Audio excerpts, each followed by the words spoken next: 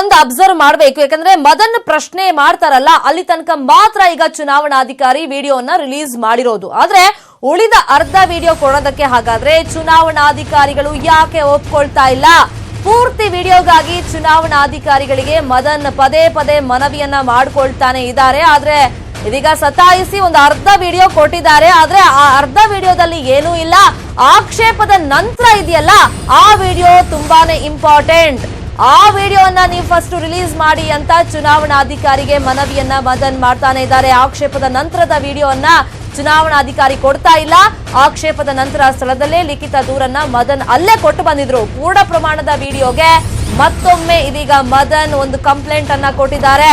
2 ದಿನಗಳಿಂದ ಸತಾಯಿಸಿ ಅರ್ಧ ವಿಡಿಯೋನ ಅಧಿಕಾರಿಗಳು ಕೊಟ್ಟಿದ್ದಾರೆ. ಹಾಗಾದ್ರೆ ಇಂಟರ್ವಲ್ ಆದ್ಮೇಲೆ ಇರುವಂತ ವಿಡಿಯೋದಲ್ಲಿ ಏನಿದೆ ಅನ್ನೋ ಕುತೂಹಲ ಜಾಸ್ತಿ ಆಗ್ತಾನೆ ಇದೆ. ಅರ್ಧ ವಿಡಿಯೋ ಕೊಟ್ಟವರು ಹಾಗಾದ್ರೆ ಪೂರ್ತಿ ವಿಡಿಯೋನ ಯಾಕೆ ಕೊಡ್ತಾ ಇಲ್ಲ? ಚುನಾವಣಾಧಿಕಾರಿಗಳು ಹಾಗಾದ್ರೆ ಅರ್ಧ ವಿಡಿಯೋ ಕೊಟ್ಬಿಟ್ಟು ಪೂರ್ತಿ ವಿಡಿಯೋ ಯಾಕೆ ಕೊಡ್ತಾ ಇಲ್ಲ ಅಂತ ಮದನ್ ಕೂಡ ಪ್ರಶ್ನೆಯನ್ನ ಮಾಡ್ತಿದ್ದಾರೆ. ಅರ್ಧ ವಿಡಿಯೋ ರಿಲೀಸ್ ಮಾಡಿದಾರಲ್ಲ, ಇದು ಇಂಟರ್ವಲ್ ತನಕ ಮಾತ್ರ ಇದೆ. ಇಂಟರ್ವಲ್ ಆದ್ಮೇಲೆ ಅಂದ್ರೆ ಆಕ್ಷೇಪ ಎತ್ತದ ಮೇಲೆ ಏನ್ ವಿಡಿಯೋ ಇತ್ತು ಅದು ಬೇಕು ಅಂತ ಮದನ್ ಇಲ್ಲಿ ಮನವಿಯನ್ನ ಮಾಡ್ತಾ ಇರೋದು. ಮುಂದಿನ ನಾಮಪತ್ರ ನಿಖಿಲ್ ಕೆ ಅವರದು. ಈ ಬಗ್ಗೆ ಮತ್ತಷ್ಟು ಇನ್ಫಾರ್ಮೇಶನ್ ಕೊಡ್ತಾರೆ. ಫೋನ್ ಸಂಪರ್ಕದಲ್ಲಿ ಜಾಯ್ನ್ ಆಗಿರುವಂತ ನಮ್ಮ ರಿಪೋರ್ಟರ್ ರಾಘವೇಂದ್ರ, ಈಗ ಅರ್ಧ ವಿಡಿಯೋನ ಮಾತ್ರ ಚುನಾವಣಾಧಿಕಾರಿಗಳು ರಿಲೀಸ್ ಮಾಡಿದ್ದಾರೆ, ಇನ್ನರ್ಧ ರಿಲೀಸ್ ಮಾಡಿ ಅಂತ ಮದನ್ ಈಗ ಮತ್ತೊಂದು ಕಂಪ್ಲೇಂಟ್ ಅನ್ನ ಕೊಟ್ಟಿದ್ದಾರೆ. ಈಗ ಮದನ್ ಏನೆಲ್ಲ ಆಕ್ಷೇಪ ಆರೋಪಗಳಿದೆ ಹಾಗಾದ್ರೆ? ಖಂಡಿತವಾಗಿ ಶರ್ಮಿತಾ, ಏನು ಈಗ ನಿನ್ನೆ ದಿನ ಎದ್ದಿದಂತಹ ನಿಖಿಲ್ ನಾಮಪತ್ರದ ಗೊಂದಲ ಈ ವಿಚಾರ ಇದೀಗ ಸಾಕಷ್ಟು ಕ್ಲಿಷ್ಟಕರವಾಗಿರುವಂತಹ ಸಮಸ್ಯೆನ ತಂದೊಡ್ಡಿದೆ. ಯಾಕೆಂದ್ರೆ ಮೊನ್ನೆ ದಿನ ಏನು ಜಿಲ್ಲಾಡಳಿತಕ್ಕೆ ಏನು ಒಂದು ಸುಮಲತಾರ ಏಜೆಂಟ್ ಆಗಿದ್ದ ಮದನ್ ರವರು ಒಂದು ಮನವಿಯನ್ನು ಮಾಡಿದ್ರು. ನಾವು ನಾಮಪತ್ರ ಪರಿಶೀಲನೆ ವೇಳೆ ಏನು ಕೆಲವೊಂದು ಡಾಕ್ಯುಮೆಂಟ್ಸ್ ಗಳನ್ನ ಹಾಕಿಲ್ಲ ಅಂತ ಹೇಳಿ ಒಂದು ಆಕ್ಷೇಪವನ್ನು ಸಲ್ಲಿಸಿದ್ವಿ. ಆದ್ರೂ ಕೂಡ ಇದು ಯಾವುದನ್ನು ಕೂಡ ಅವರ ಗಮನಕ್ಕೆ ತೆಗೆದುಕೊಂಡಿರಲಿಲ್ಲ ಅಂತ ಹೇಳಿದ್ರು. ಜೊತೆಗೆ ನಾನು ಆ ದಿನ ನಡೆದಂತ ಏನು ವಿಡಿಯೋ ಚಿತ್ರೀಕರಣವನ್ನ ಕೊಡ್ಲಿಕ್ಕೆ ಕೂಡ ಮನವಿ ಮಾಡಿದ್ರು.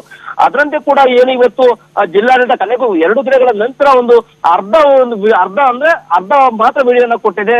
ಇನ್ನು ಉಳಿಕೆ ಅರ್ಧ ವಿಡಿಯೋನ ಇನ್ನೂ ಕೊಟ್ಟಿಲ್ಲ. ಇದರಿಂದ ಎಲ್ಲೋ ಒಂದು ಕಡೆ ಜಿಲ್ಲಾಡಳಿತ ಚುನಾವಣಾಧಿಕಾರಿ ಅಂತ ಮಂಜುಶ್ರೀ ಅವರಿಗೆ ಎಲ್ಲೋ ಒಂದು ಕಡೆ ತಮ್ಮ ತಪ್ಪು ಆಗಿರ್ಬೋದು, ಹಾಗಾಗಿನೇ ಕೂಡ ಅದನ್ನು ಮುಚ್ಚಿಕೊಳ್ಳಲಿಕ್ಕೆ ಈಗ ಈ ರೀತಿಯ ಪ್ರಯತ್ನ ಮಾಡ್ತಿದ್ದಾರೆ ಅನ್ನೋ ಮಾತುಗಳು ಕೇಳ್ಬರ್ತಿರೋದು. ಇದಕ್ಕಾಗಿ ಈಗ ಮತ್ತೊಂದು ದೂರನ ಕೂಡ ಈಗ ಮದನ್ ಅವರು ಸಲ್ಲಿಸಿರುವಂತದ್ದು. ನಮಗೆ ಪೂರ್ತಿಯಾದ ವಿಡಿಯೋ ಬೇಕು, ಇಲ್ಲಿಂದ ನಾವು ಮತ್ತೆ ಸುಪ್ರೀಂ ಕೋರ್ಟ್ಗೆ ಹೋಗ್ತೀವಿ ಅನ್ನೋ ಮಾತುಗಳನ್ನು ಹೇಳ್ತಿದ್ದಾರೆ.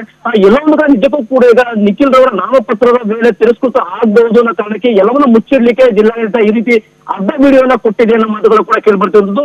ಜೊತೆಗೆ ಸಾಕಷ್ಟು ಕೂಡ ಸಂಖ್ಯೆಗಳು ವ್ಯಕ್ತವಾಗಿದೆ. ಯಾಕೆಂದ್ರೆ ಜಿಲ್ಲಾಡಳಿತ 2 ದಿನಗಳಿಂದಲೂ ಕೂಡ ಏನು ಆ ಒಂದು ವಿಡಿಯೋ ಚಿತ್ರೀಕರಣ ಕೊಡ್ಲಿಕ್ಕೆ ಸಾಕಷ್ಟು ಚಿನ್ನಕಾರಿ ಕೊನೆಗೂ ಕೂಡ ಏನು ಕೊಡಬೇಕು ಅನ್ನೋ ರೀತಿಯಲ್ಲಿ ಅರ್ಧ ವಿಡಿಯೋನ ಮಾತ್ರ ಕೊಟ್ಟು ಇನ್ನೂ ಅರ್ಧ ವಿಡಿಯೋನ ಕೊಡದೇ ಇರೋದು ಎಲ್ಲ ನಿಮ್ಮಗಳು ಕೂಡ ಕಾರಣವಾಗಿರುವಂತದ್ದು ಶರ್ಮಿತಾ.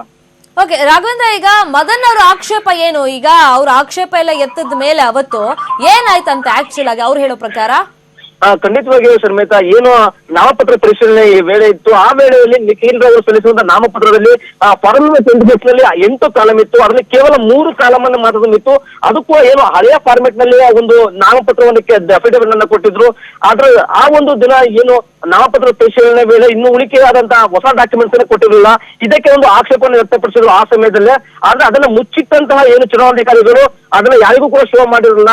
ಜೊತೆಗೆ ಆ ಒಂದು ದಿನ ನಾಮಪತ್ರವನ್ನು ಸಿಂಧು ಅಂತ ಘೋಷಿಸಿದ್ರು.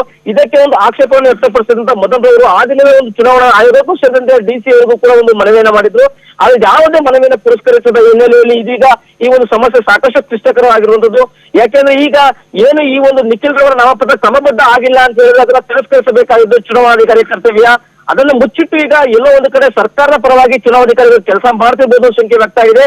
ಈ ಹಿನ್ನೆಲೆಯಲ್ಲಿ ಈಗ ನಿಖಿಲ್ ನಾಮಪತ್ರವನ್ನ ಕೂಡ ಈಗ ತಿರಸ್ಕರಿಸಬೇಕು ಅನ್ನೋ ಒತ್ತಾಯವನ್ನು ಮಾಡ್ಲಿಕ್ಕೆ ಆಗಿ ಈಗ ಸಾಕಷ್ಟು ವಿರೋಧವನ್ನು ಸೃಷ್ಟಿಸಿರುವಂತದ್ದು ಶರ್ಮಿತಾ. ಇನ್ನೊಂದು ವಿಚಾರ ರಾಘವೇಂದ್ರ, ಯಾಕಂದ್ರೆ ಈ ಗೊಂದಲಗಳ ಮಧ್ಯದಲ್ಲೇ ನಿನ್ನೆ ಚುನಾವಣಾಧಿಕಾರಿ ಅಂದ್ರೆ DC ಮಾಧ್ಯಮಗಳ ಮುಂದೆ ಸ್ಟೇಟ್ಮೆಂಟ್ ಅನ್ನ ಕೊಟ್ಟಿದ್ರು. ಎಲ್ಲ ಸರಿಯಾಗಿ ಇದೆ, ಅಫಿಡವಿಟ್ ನಾಮಪತ್ರವನ್ನ ನಾವು ನೋಡಿದ್ವಿ, ಕ್ರಮಬದ್ಧವಾಗಿ ಇದೆ, ಅಂಗೀಕಾರ ಆಗಿದೆ ಅಂತ. ಬಟ್ ಇವತ್ತೇನಾದ್ರೂ ಅದಕ್ಕೆ ಸಂಬಂಧಪಟ್ಟಂತೆ ಈ ವಿಡಿಯೋಗೆ ಸಂಬಂಧಪಟ್ಟಂತೆ ಏನಾದ್ರು ರಿಯಾಕ್ಷನ್ ಕೊಟ್ಟಿದ್ದಾರೆ ಅವರು? ಇದುವರೆಗೂ ಕೂಡ ಅವರು ಯಾವುದೇ ರೀತಿಯಾದಂತಹ ಒಂದು ಸ್ಪಷ್ಟನೆ ಕೊಟ್ಟಿಲ್ಲ. ನಿನ್ನೆ ಮಾತ್ರ ನಾವು ನಾಮಪತ್ರ ನಿಖಿಲ್ ರವರು ಏನು ಸಲ್ಲಿಸಿದ್ರು ಅದೆಲ್ಲವೂ ಕೂಡ ಸ್ಪಷ್ಟನೆ ಸರಿಯಾಗಿದೆ ಅನ್ನೋ ಒಂದು ಮಾತನ್ನು ಹೇಳಿದ್ರು. ಆದ್ರೆ ಇದಕ್ಕೆ ಒಂದು ಆಕ್ಷೇಪವನ್ನು ವ್ಯಕ್ತಪಡಿಸಿದಂತ ಮದನ್ ರವರು ಪೂರ್ತಿ ಆ ದಿನ ಚಿತ್ರೀಕರಣ ವಿಡಿಯೋವನ್ನ ಕೊಡಬೇಕು ಅಂತ ಹೇಳಿ 2 ದಿನಗಳ ಹಿಂದೆ ಒಂದು ಮನವಿ ಮಾಡಿದ್ರು. ಆದ್ರೆ 2 ದಿನಗಳಿಂದ ಕೂಡ ಇವಾಗ ಕೊಡ್ತೀನಿ ಆವಾಗ ಕೊಡ್ತೀನಿ ಅಂತ ಹೇಳಿ ಇಂದು ಮಧ್ಯಾಹ್ನ ಸುಮಾರು 12 ಗಂಟೆ ವೇಳೆಗೆ ಕೇವಲ ಮೊದಲ ಭಾಗದ ಮಾತ್ರ ಒಂದು ವಿಡಿಯೋವನ್ನ ಕೊಟ್ಟಿದ್ದಾರೆ. ಇದರಿಂದಾಗಿ ಎಲ್ಲೋ ಒಂದು ಕಡೆ ಅವರಿಗೂ ಕೂಡ ಒಂದು ಗೊಂದಲ ಇದೆ ಎಂದು ಜಿಲ್ಲಾಡಳಿತಕ್ಕೂ ಕೂಡ ಎಲ್ಲೋ ಒಂದು ಕಡೆ ತಪ್ಪಾಗಿರ್ಬೋದು ಅನ್ನೋ ಮಾಹಿತಿ ಇದೆ. ಹೀಗಾಗಿನೇ ಒಂದು ಅರ್ಧ ವಿಡಿಯೋನ ಕೊಟ್ಟಿದ್ದಾರೆ. ಮತ್ತೆ ಈಗ ಉಳಿಕೆ ಆದ ವಿಡಿಯೋನ ಕೊಡ್ಬೇಕು ಅಂತ ಹೇಳಿ ಮದನ್ ಅವರನ್ನು ಈಗ ಮತ್ತೊಂದು ದೂರನ್ನು ದಾಖಲಿಸುವ ಮೂಲಕ ಏನು ಆ ದಿನದ ವಿಡಿಯೋ ಪೂರ್ತಿ ವಿಡಿಯೋನ ಕೊಡಬೇಕು, ಆ ಪೂರ್ತಿ ವಿಡಿಯೋನ ಪರಿಶೀಲನೆ ಮಾಡಿ ಅವರ ನಾಮಪತ್ರ ತಿರಸ್ಕರಿಸಬೇಕು ಅನ್ನೋ ಒತ್ತಡವನ್ನು ಮಾಡ್ತಿರುವಂತದ್ದು. ಓಕೆ, ಥ್ಯಾಂಕ್ ಯು ರಾಘವೇಂದ್ರ ತಮ್ಮೆಲ್ಲ ಇನ್ಫಾರ್ಮೇಶನ್ಗೆ.